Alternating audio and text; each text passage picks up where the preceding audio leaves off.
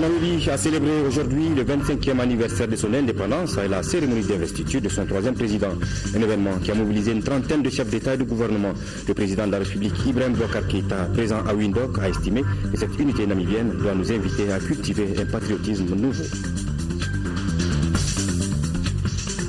Célébration de la journée mondiale de la forêt. La Direction nationale des eaux et forêts était dans la forêt classée des monts Manding pour sensibiliser les populations riveraines par rapport à la protection de cet environnement. Merci de rester sur le programme de l'ORTM. Bonsoir et bienvenue au journal. Le peuple namibien a fêté aujourd'hui un double événement, la prestation de serment du troisième président du pays et le 25e anniversaire de l'indépendance de la Namibie. Les festivités ont mobilisé au stade de Windhoek une trentaine de chefs d'État et de gouvernement, dont le président malien Ibrahim Boubacar Keïta. Le récit de nos envoyés spéciaux Ibrahim Traoré et Abdul Salam Bambara. La journée du 21 mars est fièrement appelée ici en Namibie Independence Day. Il y a 25 ans, ce petit pays d'Afrique australe, avec ses 2 millions d'habitants, accédait à la souveraineté nationale et internationale. Le peuple namibien fête aujourd'hui avec faste ce quart de siècle d'indépendance, fruit d'une lutte fortement soutenue par le Mali. La célébration de cet anniversaire est d'abord marquée par un impressionnant défilé militaire.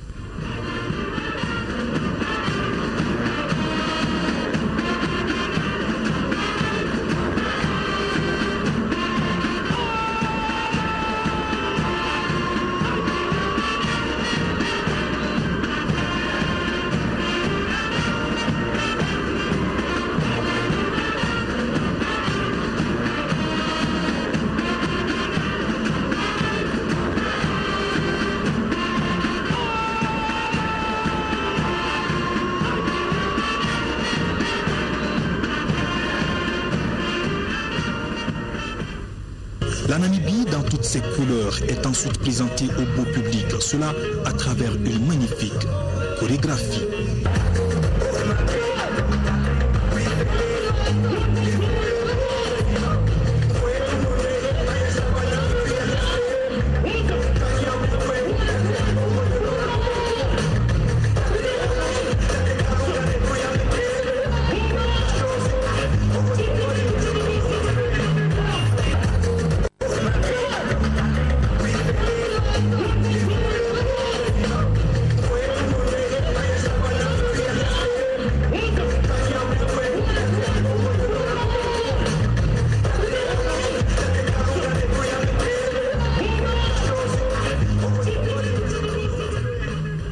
Cet événement coïncide avec l'investiture du troisième président de la République de Namibie, Hage Geingob. Succède ainsi Hifikepunye Pohamba qui achève 2 mandats de 5 ans, avec à la clé le prix Mo Ibrahim pour la bonne gouvernance.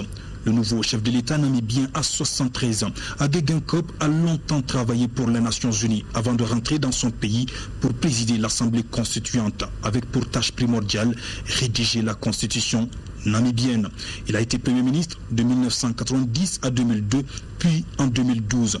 Avant l'indépendance de son pays, il a été le représentant en exil de la SWAPO, l'Organisation du peuple pour l'Afrique du Sud-Ouest, au Botswana, aux États-Unis et aux Nations Unies. C'est là justement aux Nations Unies qu'il a joué un rôle important pour la reconnaissance de ce mouvement de libération et le retrait du mandat de l'Afrique du Sud sur le territoire namibien. Il a fait sa campagne sous le label de ce parti ayant remporté toutes les élections depuis 1990. S'adressant aujourd'hui à la nation, le nouveau président namibien a rendu hommage à ses prédécesseurs avant de placer son mandat sous le signe du renforcement de la stabilité, de l'unité et de la prospérité.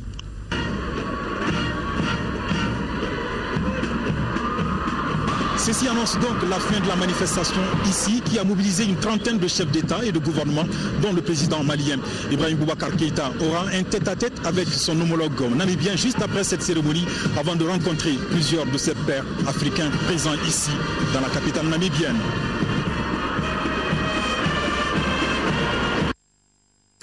Cette unité namibienne nous invite à cultiver un patriotisme nouveau, une nouvelle citoyenneté. C'est en ces termes que le président Ibrahim Boubacar Keïta s'est exprimé à la fin de la cérémonie. Le chef de l'État est au micro de nos envoyés spéciaux. J'ai toujours senti la ferveur de tout un peuple qui communiquent dans la même direction. La lutte que la SWAPO a menée est une lutte qui fait tellement difficile, dans des conditions tellement de précarité et d'incertitude, avec une pression de tous les côtés, l'apartheid en Afrique du Sud, l'apartheid ici. Ils ont réussi à surmonter tout cela. Et on a vu aujourd'hui un festival de races, peuples unis, une Namibie, une Namibie. Et c'est pour ça que notre combat pour l'unité du Mali demeure. Nous avons une devise déjà, un peuple, un but, une foi, et que cela ne tombe jamais. Mais il faut que nous cultivions un patriotisme nouveau, une nouvelle citoyenneté. Quand on aime son pays, quand on aime sa patrie, on peut soulever des montagnes. Je suis venu ici il y a quelques années, et ce que je vois aujourd'hui est fabuleux, fantastique. La Namibie, depuis son indépendance, sous la houlette du président Sam Nujoma, s'est mise en route, et définitivement. Les équipes sont des équipes pratiquement connues d'avance. C'est le commandant de la SWAPO. Il a ouvert le bal et a été suivi par l'équipe Ponamba, dont le départ a été célébré aujourd'hui. On avait moins l'impression d'assister à l'entrée en fonction d'un président qu'à la célébration du départ festif d'un président qui a mérité, qui a servi sa patrie, avec foi, abnégation, détermination. Et l'entrant n'est pas non plus à nouveau. Vous savez très bien qu'on a vu le parcours de Agé Gengob, dont je me réjouis de l'amitié depuis maintenant une vingtaine d'années. C'est un homme de mérite, un homme de l'art, un patriote. Un de ses militants comme vieil ami Cyril Ramaphosa, que j'ai rencontré aussi, que je connais depuis mes années d'études. Ce sont ceux-là, vraiment, les combattants de la liberté en Afrique australe, en Afrique du Sud et ici en Namibie. Puisse leur exemple servir. Nous a servi, est parti avec brio. La relève a été préparée, assumée par Pohamba. Et maintenant, c'est le dernier en âge, Agé Gengob, qui vient. Un pays stable, un pays en plein boom économique, un pays en plein développement, un pays sûr de son avenir, qui est entre les mains de ses enfants. Et un peuple confiant, parce qu'assuré de la paix et son devenir. Voilà le chef de l'État au micro de nos envois spéciaux en Namibie. La Namibie qui a donc célébré aujourd'hui le 25e anniversaire de son indépendance ici au Mali, suite de la série de visites du ministre de la Défense et des anciens combattants dans certaines garnisons de notre pays. Jeudi, Tchema Hubert Koulibaly était à Sévaré où les échanges ont porté sur les difficultés auxquelles les femmes sont confrontées, notamment le manque de matériel roulant et l'obtention de la prime d'opération. Envoyé spécial d'Aouda Sidiki Diarra. La 6e région militaire est l'un des secteurs de l'opération Maliba. Pour mieux sécuriser et protéger les personnes et leurs biens, la zone a été divisée en 4 sous-secteurs. Ce secteur a reçu la visite du ministre de la Défense et des anciens combattants ce jeudi. Tchema Hubert Koulibaly a passé quelques moments avec les hommes à Sévaré pour constater de visu leurs conditions de travail et de vie. Notre pays est engagé et notre peuple compte sur son armée. La loi d'orientation et de programmation militaire a été adoptée, cette loi. Mais fondamentalement, ce qu'il faut retenir, c'est qu'elle donnera des moyens pour que le visage de l'armée malienne change. Avec la récupération de la localité de Boulkessi par les Flamands le mois de novembre dernier, l'aspect sécuritaire s'est un peu amélioré dans la zone. C'est ce qu'a fait savoir le commandant de zone de Sévaré. Les cas de braquage et le grand banditisme ont tendance à disparaître. L'armée malienne doit se mettre dans la posture qui correspondra à la réalité qui va s'adresser à elle. Et ça, je veux vous rassurer que le gouvernement, sous l'autorité du président de la République, ne ménagera aucun effort afin que vous soyez dans cette posture-là. À l'ouest de Sévaré, un autre front s'est ouvert après les attaques des localités de Nampala, Tenenkou, Gatilimou, Djoura et Yuaru.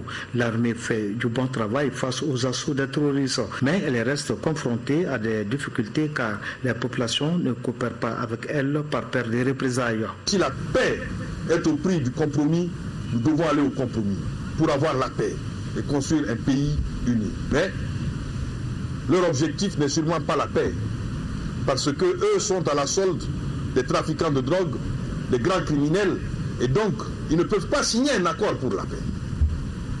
Parce que l'accord signé veut dire que nous faisons la différence entre ceux qui revendiquent sur le plan politique et ceux qui sont à la solde de la criminalité transnationale et qui veulent faire de notre pays un havre pour le terrorisme. Le ministre de la Défense et des anciens combattants a rencontré les militaires. Les échanges ont surtout porté sur la situation sécuritaire dans la 6e région militaire et surtout sur leurs conditions de travail et de vie. Le ministre dit avoir pris bonne note et a salué le courage des hommes dans l'accomplissement de leur mission régalienne. En 5e région, le ministre de l'administration territoriale et de la décentralisation a effectué vendredi dans le cercle de Tenenkou une visite de quelques heures pour exprimer aux populations de la localité la solidarité du gouvernement et partager leurs préoccupations. Reportage de Yacouba Maïga. Ce sont des populations visiblement comblées qui ont reçu ce vendredi matin à Tenenkou le ministre de l'administration territoriale et de la décentralisation. Abdoulaye Idrissa Maïga est venu leur apporter les messages de solidarité et de soutien des plus hautes autorités face aux souffrances qu'elles ont subies de la part des bandits armés qui ne cessent de semer la terreur dans la zone. Le défi majeur à relever aujourd'hui dans le cercle de Tenenkou demeure la prise de mesures structurelles de sécurisation et d'amélioration des conditions de travail, ce qui contribuerait à coup sûr de redresser les élans perturbés. Nous travaillons à trouver des réponses, à créer les conditions de meilleures pour un retour sécurisé de tous les représentants de l'État.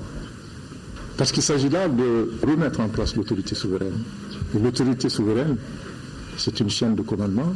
Il s'agissait aussi pour le ministre de l'administration territoriale de partager avec ses populations la vision du président de la République et de son gouvernement de bâtir un État fort basé sur l'approfondissement de la décentralisation. Ce sont des fondamentaux auxquels nous allons revenir. Faire de la place au chef de village, avoir de la considération pour ce que vous faites. En lien aussi avec les élus. On a allégé l'État central de certains pouvoirs. Au cours des échanges, il a été aussi question du paraphe par le gouvernement des documents de l'accord de paix et de la réconciliation nationale. Sur ce sujet, les populations du cercle de Tenenkou n'ont pas caché leur soutien au gouvernement. Suite au rejet du document paraphé à Alger par la coordination des mouvements indépendantistes du Mali, la plateforme des mouvements patriotiques a animé un point de presse pour donner sa position sur la polémique née de l'ouverture éventuelle de nouvelles négociations. Compte rendu du point de presse avec Magamfin Konaté. Pour avoir refusé de parapher l'accord obtenu en Algérie, le MNLA et alliés sont automatiquement disqualifiés pour apporter un quelconque amendement au dit accord. C'est du moins l'avis de la plateforme des mouvements républicains. Que l'accord ne peut en l'état être modifié que du consentement mutuel et écrit et du gouvernement et de la plateforme, ce qui risque pas d'arriver. Maintenant, surtout pour faire plaisir à la coordination des mouvements de l'Azawad. Donc pour nous, il n'y a pas question. Aucune question, je veux dire, n'est à l'ordre du jour pour modifier l'accord tel que nous l'avons paraphé. Si les groupes armés indépendantistes ne paraphent pas cet accord, ils ne pourront en aucune manière bénéficier de l'usufruit. Accord qui, au dire de Maître Touré, aurait dû s'appeler accord pour la paix, la réconciliation et le développement du Mali, car il inclut tous les aspects du développement. La conséquence juridique qu'on peut tirer de ce paraphe, c'est qu'il n'est opposable qu'à ceux qui l'ont paraphé. En même temps, il n'est profitable qu'à ceux qui l'ont paraphé. Je parle, dans le cas d'espèce, du gouvernement du Mali et de la plateforme. La coordination des mouvements, pour ne l'avoir pas paraphé, ne peut pas en demander la modification. Tout simplement parce qu'elle n'est pas partie à cet instant où on a paraphé de l'accord. En dépit de l'opposition d'une partie de l'opinion malienne à ce document, la plateforme des mouvements républicains estime qu'il représente un pas important vers la paix durable dans un Mali uni et réconcilié. La paix et la cohésion sociale, c'est le thème de la conférence de débat initiée au lycée Ibrahim Ali par l'association des élèves et étudiants ressortissants du Nord. À travers cet espace, ces jeunes scolaires entendent soutenir le processus de paix et de réconciliation en cours dans notre pays. Nous aussi, Contribuer au renforcement du processus de paix et de réconciliation nationale en cours dans notre pays, c'est l'objectif de la conférence débat sur le thème Paix et cohésion sociale organisée par l'Association des élèves et étudiants ressortissants du Nord Mali. C'est le moment ou jamais vraiment de cesser le fait, d'essayer de voir, de passer autrement pour pouvoir nous donner la paix et la réconciliation. Car si on a la paix, on a le développement. Si on a la paix, on a la santé. À nos frères du Nord Mali et qui vont venir nous donner la main de signer l'accord d'Alger qui n'ont pas pu jusqu'à présent signer. On les demande de signer l'accord et qu'on reste toujours pour un Mali, un et indivisible. Je demande à nos populations du nord du Mali de se donner la main, de se pardonner, de se déposer les armes pour que nous travaillions, pour que nous développons notre Mali et nous donnons la main et la chance à nos frères qui sont abandonnés les études, ça fait des années, de donner la chance à nos mamans qui ont quitté les Nord pour l'Algérie, d'autres les Nord pour les Mauritanie, d'autres ils ont quitté les Nord pour le Niger, et que nos parents qui sont à l'extérieur de revenir au Mali. Pour le conférencier principal, la paix est le socle de la réconciliation nationale. Quand on aura le temps de nous réconcilier avec nous-mêmes, on va encore donner la chance à ce pays-là de se retrouver. Donc on va retrouver notre cohésion sociale parce qu'on a beaucoup perdu de cette cohésion sociale. On pourra travailler, on pourra nous développer et la paix chez nous va être aussi la paix partout en Afrique et dans le monde. Merci aux ressortissants du Nord qui viennent de prouver une fois de plus que nous avons tous intérêt à soutenir la réconciliation en cours. Et je pense qu'ils viennent de nous prouver, les ressortissants bien sûr, qu'ils soutiennent aujourd'hui le Mali dans sa politique de réconciliation nationale. Ils soutiennent le Mali pour son unité. Ils soutiennent le Mali dans la plénitude de ses frontières. Ils soutiennent le Mali dans la réconciliation nationale. Les participants à la conférence ont fait des contributions visant à asseoir la paix et la cohésion sociale dans notre pays. L'Association pour la défense des victimes de la répression de mars 1991 a organisé à la pyramide du souvenir de Bamako une conférence débat. Cette conférence avait pour thème les idéaux de mars 1991 et l'unité nationale. La conférence visait à donner aux démocrates maliens la parole pour qu'ils s'expliquent sur certaines préoccupations de nos concitoyens. Reportage de Abdraman Maïga. 24 ans après, l'Association pour la défense des victimes de la répression de mars 1991 sort de son silence en offrant aux démocrates maliens un cadre d'échange sur le thème « Les idéaux de mars 1991 et l'unité nationale ». Il s'agissait à travers la présente rencontre de les permettre de se prononcer sur des sujets concernant la vie de la nation. Les conférenciers ont aussi donné leur vision sur le projet d'accord paraphé en Alger le 1er mars dernier entre le Mali et certains groupes armés. Ce caractère indivisible de la République laïque, solidaire, sociale, est encore ancré en chaque Malien. Et c'est tout le sens des interrogations, des questions, des incompréhensions que suscite le projet venu d'Alger récemment.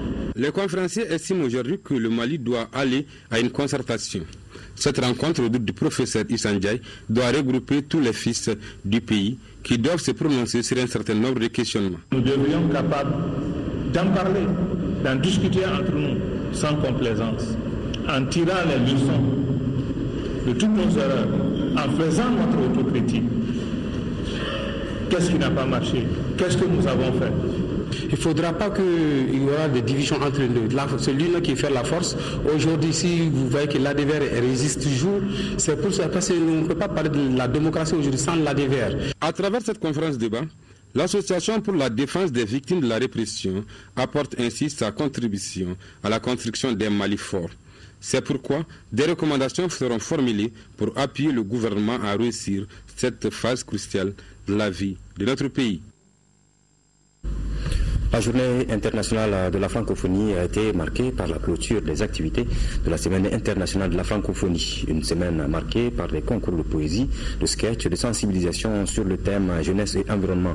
L'événement a été marqué aussi par l'organisation du Festival international du slam et de l'humour qui a réuni des artistes de l'espace francophone au Mali. Magamfi Konaté, qu'on retrouve. Espace de rencontre et d'échange, la francophonie, plus qu'une ère linguistique, est aussi et surtout un espace économique et politique. La célébration de l'anniversaire de la création de l'Organisation internationale de la francophonie est le lieu d'expression de la solidarité et de la diversité culturelle et linguistique qui caractérise les peuples qui ont en partage la langue française. En somme, la francophonie est cet espace de valorisation des idéaux multiculturels à l'opposé des manifestations obscurantistes qui dominent aujourd'hui l'actualité internationale. La situation actuelle de notre pays nous invite à valoriser dans nos schémas les idéaux de la francophonie, fondés sur la lutte contre la pensée unique, pour le respect de la diversité culturelle, le respect des droits de l'homme, la permanence du processus démocratique et la réalisation d'un développement durable. La francophonie est un symbole d'amour et de solidarité qui refuse le dictat de la pensée unique. Elle est aussi un espace d'entraide. C'est bien ce qui justifie aujourd'hui la présence de la France aux côtés de ses frères et amis de l'espace francophone dans leur quête de la liberté et du respect des droits humains. La relation bilatérale, elle est beaucoup plus ancienne que tout le monde ne le croit d'abord, puisqu'elle date pratiquement du XVIe siècle. Elle est encadrée par deux histoires d'amour. La première histoire d'amour, c'est ce chevalier français au XVIe siècle qui vient chercher une princesse à Gao et qui l'amène à Toulouse. Et la deuxième histoire d'amour, c'est Serval. Cet espace poétique est né de la vision prophétique des pères des indépendances africaines. Hommage leur a été rendu durant cette journée de mémoire et de quête de soi-même. Au fil des ans, la densité et la complexité des relations internationales ont contribué à élargir et à renforcer cette institution, l'une des plus importantes sur la scène internationale. Cette création témoigne également de la vision prophétique qui a inspiré les illustres créateurs que sont le président Habib Bourguiba de la Tunisie, le poète président Léopold Sédar Senghor du Sénégal, le président Amani Diori du Niger et le prince Norodom Sihanouk du Cambodge. Après une semaine d'activités intenses, les plus méritants ont reçu des distinctions récompensant leur créativité et surtout leur esprit de partage. Des slameurs venus de plusieurs pays francophones ont rivalisé de talent lors d'une compétition de slam et d'humour. La République populaire de Chine, à travers son ambassade dans notre pays, vient de mettre à la disposition de l'hôpital du Mali un important lot de médicaments et d'équipements médicaux pour renforcer les prestations de services de la structure. La cérémonie de remise s'est déroulée en présence des autorités sanitaires de notre pays et de l'ambassadrice de la République populaire de Chine au Mali. Reportage de Aïssata Saliou Maïga. 167 790 000 francs CFA, c'est la valeur du don que la République populaire de Chine vient d'offrir à l'hôpital du Mali. Un don composé de médicaments et des appareils médicaux. Cette action montre que la coopération chino-malienne est au beau fixe. Nos rencontres illustrent toujours la vitalité de la coopération sino-malienne dans le domaine de la santé qui se renforce chaque jour davantage. Ce lot de matériel dont nous faisons aujourd'hui la remise qui inclut des équipements médicaux de pointe et des médicaments sera destiné à améliorer les conditions de travail et le niveau de service de l'hôpital du Mali. Cette donation contribuera au traitement de plusieurs pathologies. Elle s'inscrit dans le cadre du renforcement permanent des capacités de prise en charge médicale de l'hôpital du Mali. La République populaire de Chine avait déjà accepté d'envoyer tous les 2 ans une importante mission médicale forte de 31 personnes et dont les membres interviennent dans les différents services de l'hôpital. Ces professionnels de santé, dont les membres de la 23e mission du genre sont actuellement présents parmi nous et participent de façon exemplaire à la prise en charge des patients reçus dans cette structure. Après la cérémonie de remise, le ministre Koné a visité les locaux qui servent de dortoir pour les médecins chinois de l'hôpital du Mali. Faire l'état des lieux de la forêt classée des Monts Mandingue et sensibiliser les populations riveraines par rapport à la protection de cette forêt, tel était l'objectif de la visite de la Direction nationale des eaux et forêts en ces lieux. Visite qui s'inscrit dans le cadre de la célébration de la Journée mondiale de la forêt. Mamoudou Sidibé. La Direction nationale des eaux et forêts du Mali n'a pas passé sous silence la célébration de la Journée mondiale de la forêt. C'est ainsi que la forêt classée des Monts Mandingue a été la destination des forestiers. Objectif, échanger sur l'historique de cette forêt. La forêt des Monts Mandingue a été classée en 2 étapes. La première étape, c'était en 1939 et la superficie était 10 000 hectares. Ensuite, il y a eu une deuxième phase de classement. Ça, c'était en 1946 qui a porté la superficie de 10 000 à 14 572 hectares. À travers cette journée, les exploitants de la forêt ont compris que la protection de l'environnement est une question de survie. Nous sommes un pays un peu pauvre, où vous avez plus de 90% de la population qui cuisine avec le bois. Plus de 90% encore dont les maisons sont construites à partir du bois. Et vous avez également une bonne partie de la population qui se soigne à partir des feuilles d'arbres ou des écorces ou alors des racines d'arbres. Et vous avez également une autre importance capitale aujourd'hui, ce que vous avez appelé le changement climatique. Ah oui, nous n'avons que des problèmes à gérer dans le cadre de la gestion des forêts maliennes. L'occupation des forêts, les textes de classement interdisent l'occupation des forêts. Malheureusement, nous constatons chaque année des hameaux qui poussent un peu partout dans les aires protégées. La réalisation de la Grande Muraille Verte tant attendue sera un grand réconfort pour les Maliens. La Grande Muraille Verte, le coût c'est environ 126 milliards de francs CFA pour le plan quinquennal, les 5 premières années, et la superficie c'est environ 30 000 hectares de plantations. Initiée en 2013, c'est la première fois que le Mali célèbre cette journée mondiale dédiée à la forêt. Le Mali, à l'instar de la communauté internationale, célèbre demain dimanche 22 mars la journée mondiale de l'eau. C'est l'objectif de cette journée, de sensibiliser et informer les décideurs, l'opinion publique et les acteurs du développement sur la problématique de l'eau. Cette année, le thème porte sur l'eau et le développement durable, un thème qui prend en compte les préoccupations de notre pays. Sur la journée, nous écoutons Mandou Frankali Keita, ministre de l'énergie et de l'hydraulique, au micro de Fadema Keita. Le thème de cette année porte sur l'eau et le développement durable, et les activités de la commémoration sont coordonnées par l'Université des Nations Unies et l'Organisation des Nations Unies pour le développement industriel. Ce thème est choisi dans le contexte du bilan sur les objectifs du millénaire pour le développement, mais aussi d'anticiper sur les objectifs du développement durable qui seront promulgués à la fin de l'année 2015 par les Nations Unies pour la période de 2016 à 2030. L'objectif visé est d'attirer l'attention des acteurs en ce qui concerne les relations entre le niveau de développement socio-économique et les disponibilités en eau. Comme vous le savez, la sauvegarde et la mise en valeur des ressources en eau, ainsi que la satisfaction des besoins en eau des populations et des secteurs de production qui sont essentiels dans la lutte contre la pauvreté, constituent une préoccupation constante pour le chef de l'État et le gouvernement du Mali. La thématique de la journée de l'eau de cette année, à savoir l'eau et le développement durable, cadre parfaitement avec cette préoccupation des plus hautes autorités de notre pays. Mesdames et messieurs, chers compatriotes, notre pays dispose d'importantes ressources en eau, inégalement réparties dans le temps et l'espace.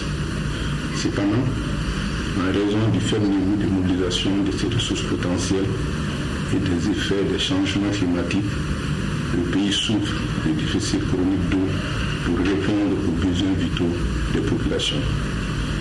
L'augmentation rapide de la population, l'accroissement de la dégradation de l'environnement et des ressources en eau incite à la mise en place d'une gestion intégrée tenant compte de l'ensemble des usages impliquant tous les acteurs concernés. Le ministre de l'Énergie et de l'Eau, Mamadou Frankali Keita, était au micro de Fademba Keita. Début des travaux de la rencontre internationale sur le système de riziculture intensive. Ce forum de l'IR, l'Institut d'économie rurale et ses partenaires fait le bilan de la mise en œuvre du SRI et planifie les activités pour 2015. Compte rendu de Modibo Mariko. Avoir du riz, beaucoup de riz avec peu de surface cultivable, moins d'eau et de semences. L'idée née depuis les années 80 est en train de faire son petit bonhomme de chemin. Le système de riziculture intensive SRI, c'est le concept et il est au centre des réflexions entre l'IER, l'Institut d'économie rurale et ses partenaires. Il s'agit là de toutes les catégories d'acteurs concernés par les projets SRI. C'est pour que la riziculture, pour que la production, les rendements, le SRI puisse contribuer à l'atteinte de la sécurité alimentaire d'une manière générale et à l'augmentation de la production du riz en Afrique de l'Ouest sur une base durable. La rencontre fait ainsi le bilan des activités programmées courant 2014 et planifie du coup pour 2015. Également au centre des réflexions, comment partager les mécanismes existants de suivi, évaluation et élaborer aussi une plateforme de communication appropriée entre les acteurs. La rencontre est d'autant plus importante que le projet, pour sa vulgarisation, a besoin d'aplanir des difficultés fonctionnelles entre les acteurs au niveau national déjà. Ces difficultés qui, une fois transcendées, permettront sa mise en route effective pour atteindre les objectifs assignés. Restitution et capitalisation de deux études économiques stratégiques du projet, initiative pauvreté-environnement IPE Mali. Les domaines concernés sont les dépenses publiques et le secteur du riz. Et il s'agit par cette restitution de mettre les différents acteurs au même niveau de connaissance. Maurice Traoré. La session de renforcement porte sur le rappel des résultats de deux études stratégiques réalisées à la demande du projet Initiative Pauvreté-Environnement IPE Mali. Il est question de la revue des dépenses publiques sur l'environnement au Mali entre 2004 et 2011 et de l'analyse économico-environnementale du secteur riz. Une analyse bouclée en avril 2014. Quel est l'impact de la production du riz sur l'environnement ? Les activités dans la production du riz qui contribuent à la dégradation de l'environnement et les actions correctives qu'on doit mettre en œuvre pour protéger l'environnement des conséquences de cette production. On a regardé sur l'ensemble des activités présentées par l'environnement, quel est l'apport de l'État. L'État contribue à hauteur de combien? Et dans les études, il s'est avéré que l'État contribue à hauteur de 45% sur l'ensemble des projets et programmes soumis au financement. Et le reste est apporté par les partenaires techniques et financiers. Une quarantaine de représentants des partenaires techniques et financiers, d'ONG, de collectivités territoriales, de la société civile et des services techniques prennent part aux travaux. Il est important d'informer les principaux acteurs du développement que vous êtes sur l'existence et le contenu des études réalisées par l'IPE Mali et de partager les résultats y afférents afin d'établir des mécanismes efficaces et transparents pour une meilleure allocation et utilisation des ressources publiques disponibles dans un contexte de réduction de la pauvreté et du développement durable. Initiée par le programme des Nations Unies pour l'environnement, la phase préparatoire du projet IPE a couvert la période 2005-2007. La nouvelle phase, entamée en 2014, dure 4 ans. En deuxième région, tenue vendredi de la 4e session ordinaire du programme de développement de l'irrigation dans le bassin du Bani et à Selengue, les cadres du comité de pilotage de ce programme annoncent un budget prévisionnel de plus de 23 milliards de francs CFA pour l'année 2015. Ousmane Kouita. Plus de 23 milliards de francs CFA, c'est le budget prévisionnel de 2015 prononcé lors de la 4e session du comité de pilotage du programme de développement de l'irrigation dans les bassins du Bani et à Selengue, PDIBS. Il s'agissait pour les cadres du comité de pilotage de faire le compte rendu de la 3e session ordinaire tenue à Djinné le 7 mars 2014. Ils ont aussi examiné le bilan des activités 2014 et programmé celle de 2015.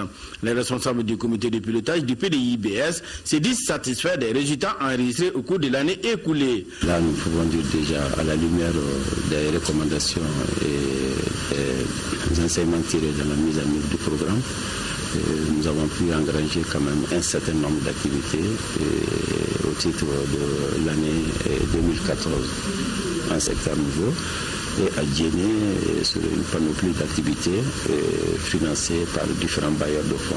Après échange et discussion sur les différentes présentations, les participants ont posé des questions de compréhension relatives au délai d'exécution du programme, les impacts du programme sur les populations et particulièrement chez les femmes et les enfants. On a 1000 hectares environ de maîtrise totale, donc ça peut permettre de booster l'économie locale à ce point. Aussi, au niveau de Sélingué ici, on va construire le barrage de Kourouba, le barrage de Kourouba qui va nous permettre encore non seulement de prendre en charge l'irrigation du périmètre déjà réalisé qui fait 1094 hectares. Ensuite, ça peut nous permettre encore d'élargir l'éventail des aménagements au niveau de Sélingué. Nous avons aussi identifié des points qui méritent un suivi très régulier, un suivi particulier pour permettre en fait que le chronogramme qui est établi pour finaliser ces grands ouvrages, pour que ce chronogramme soit respecté. Auparavant, une projection du film avait permis aux participants de voir les grands chantiers du PDI-IBS en cours d'exécution.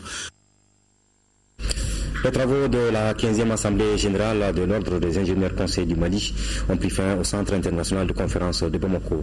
Au cours de cette assemblée, les participants ont passé en revue le rapport d'activité du bureau sortant, fait le toilettage des textes avant de mettre en place un nouveau bureau dirigé par Bouakar Sissao, reconduit pour 2 ans. Reportage de Adraman Maïga. Boubacar Sissao succède à lui-même à la tête de l'Ordre des ingénieurs conseils du Mali. Il est à la tête d'un bureau de 8 membres élargi d'une commission de discipline de 2 membres. Ce tout nouveau bureau de 2 ans se fixe 3 objectifs. Il s'agit de la construction du siège de l'Ordre, de l'organisation des journées de l'ingénieur et le renforcement des capacités des membres.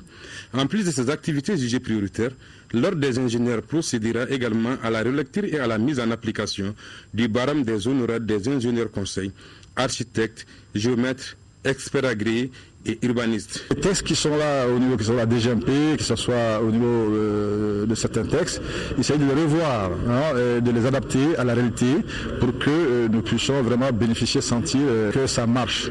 Et sans ces textes-là, qui sont un peu caducs, qui ne répondent plus à la réalité des choses, c'est difficile que nous puissions nous en sortir comme ça. Cette 15e Assemblée générale a été l'occasion pour les participants de dresser le bilan des réalisations et d'analyser les difficultés rencontrées.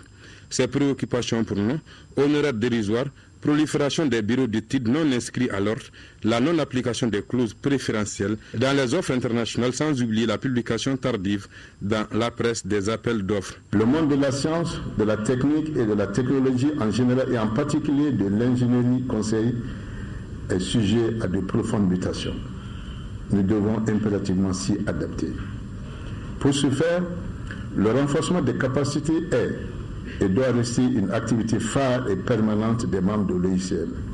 Il s'agit donc de relever le défi de la performance et de la qualité afin d'être compétitif au niveau national, sous-régional et régional et pourquoi pas international. La participation de l'Ordre à plusieurs ateliers et conférences au Mali et à l'extérieur, l'activation du site web de l'Ordre, la relecture des textes et plusieurs projets devant permettre à cette organisation d'apporter sa contribution au développement du pays figurent parmi les réalisations du bureau au cours de ces 2 ans d'exercice.